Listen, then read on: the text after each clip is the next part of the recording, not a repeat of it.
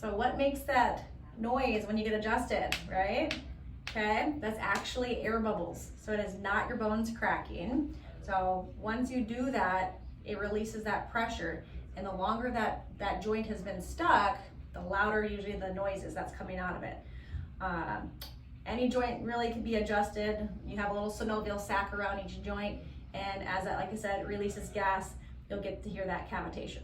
So just because when you do that, if people are self-adjusting at home, one, don't make it a habit, and two, the ones that you are hearing that are popping are usually the healthy joints that are already moving anyways.